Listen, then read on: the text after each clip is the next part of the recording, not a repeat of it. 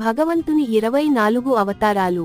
సృష్టి ఆరంభమున శ్రీకృష్ణ భగవానుడు విశ్వరూపముగానున్న పురుషావతారములను స్వీకరించి భౌతిక సృష్టికి అవసరమైన మహాదాదులను సృష్టించెను. శ్రీకృష్ణుని పురుషావతారములు పరమాత్మ రూపమై ఉన్నది. భౌతిక సృష్టి యందు 3 పురుషావతారములు గలవు. అందులో మొదటిది కారణోదయక సాయి విష్ణువు, రెండవది గర్భోదక సాయి విష్ణువు, మూడవది క్షీరోదక సాయి విష్ణువు. కారణోదయక సాయి విష్ణువు యొక్క రోమకూపములు నుండి అసంఖ్యలో విశ్వములు సృష్టింపబడతాయి. ప్రతి విశ్వమునందు గర్భోదక సాయి విష్ణువు రూపమున ప్రవేశించును. తన దేహము నుండి ఉద్భవించిన జలముతో ఆదరించబడిన విశ్వపు సగభాగమునందు అతడు శయనించును. గర్భోదక సాయి విష్ణువు నుండి క్షీరోదక సాయి విష్ణువు వ్యక్తమగుచుండును. అతడే హరి అని పిలవబడును. సర్వజీవుల యందు పరమాత్ముడై ఉన్నాడు. అతని నుండి పలు అవతారములు సంభవించును. తొలిత సృష్టి ఆరంభంలో బ్రహ్మచార్యులైన సనకసనందనాదులు బ్రహ్మదేవుని 4 పుత్రులుగా ఉదయించారు. వారందరూను బ్రహ్మచర్య వ్రతమునందు స్థితులై తీవ్రతపములు నాచరించిరి. పిదప ఋషి సర్గములో భగవానుడు దేవర్షి నారదుని రూపంలో అవతరించెను. ఈ అవతారమున అతడు భక్తియుక్త సేవకు సంబంధించినవియు నిష్కామకర్మను ప్రేరేపించినవియునగు వేద వివరణలను సంగ్రహపరిచెను. రాజైన ధర్ముని భార్యకు నరనారాయణలనెడి కవలపుత్రులుగా జన్మించెను. అతడు తీవ్రమును మార్గదర్శకమును అయిన తపస్సును ఇంద్రియ నిగ్రహము కొరకై ఓనరించెను. కపిలావతారము సిద్ధులైన వారియందు అత్యంత శ్రేష్టమై ఉన్నది. సృష్టి తత్వములు సాంఖ్య జ్ఞానమునకు సంబంధించిన వివరణను అతడు ఆసురీ బ్రాహ్మణునికి ఒసిగెను. అనసూయ అత్రి మహర్షి తనయుడు అయిన దత్తాత్రేయుని అవతారము. దత్తాత్రేయుని రూపమున భగవానుడు ఆత్మతత్వమును వివరించెను. ప్రజాపతి అయిన రుచి అతని భార్య అయిన ఆకూతి తనయుడు యజ్ఞుడు అవతారం. తన తనయుడైన యమున వంటి దేవతలలో సహకరింపబడిన వాడై అతడు స్వయంభువ మన్వంతర కాలమును పాలించెను. మహారాజు నాభి మరియు మేరుదేవి యొక్క సంతానమైన వృషభదేవుని అవతారము.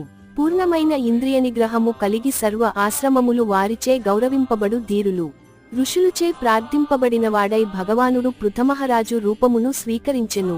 పృథమహారాజు వివిధ ఔషధాల ఉత్పత్తికై భూమిని దున్నిన కారణమున అదే అత్యంత సౌందర్యవంతమును ఆకర్షణీయములు ఒప్పారెను. ధన్వంతరి అవతారము. వైద్యుడు ఆయుర్వేదానికి సంబంధించిన దేవతలు. మోహిని అవతారము. మంత్రముగ్ధులను చేసే స్త్రీ రూపం. దేవతల మధ్య అమృతాన్ని పంచింది. హయగ్రీవ గుర్రం వేదాలను రక్షించిన దేవునికి నాయకత్వం వహించింది. వ్యాసదేవుని అవతారము. వేదాల సంకలనకర్త మరియు మహాభారత రచయిత. సంపూర్ణ ప్రళయము సంభవించి జలము యొక్క అడుగు భాగములోనికి భూమి మునిగినప్పుడు భగవానుడు మత్స్య రూపమును స్వీకరించి నావయందు నిలిపి రక్షించెను. విశ్వమునందలి దేవతలు దానవులోనరించి సముద్రమందన కార్యము నందలి కవ్వమైన మందరా చలమునకు కూర్మావతార కవచము ఆధారమయ్యేను. సర్వయజ్ఞములకు పరమ భోక్తయైన భగవానుడు వరాహవతారమును దాల్చి దరిద్ర యొక్క క్షేమము కొరకై దానిని రసాతలము నుండి ఉద్ధరించెను. భగవానుడు నృసింహనిగా అవతరించి వడ్రంగివాడు వెదురుని చీల్చి వేసినట్లు తన వాడి అయిన నఖములతో దానవుడైన హిరణ్యకశిపుని దృఢమైన శరీరమును చీల్చివేసెను. భగవానుడు వామనుని రూపమును స్వీకరించి బలిమహారాజు ఏర్పర్చిన యజ్ఞస్థలని దర్శించెను. భగవానుడు పరశురామ రూపమున బ్రాహ్మణుల ఎడ తిరుగుబాటు ధోరణి చూపిన క్షత్రియుల ఎడ కుపితుడై వారిని 21 సార్లు నశింపజేసెను. శ్రీరామచంద్రుడు అయోధ్య యువరాజు మరియు రాక్షసుడైన రావణుని ఓడించినవాడు. బలరామ కృష్ణుడి అన్నయ్య బలానికి సరళతకు పేరుగాంచాడు. శ్రీకృష్ణుడు విష్ణువు యొక్క పూర్ణావతారం.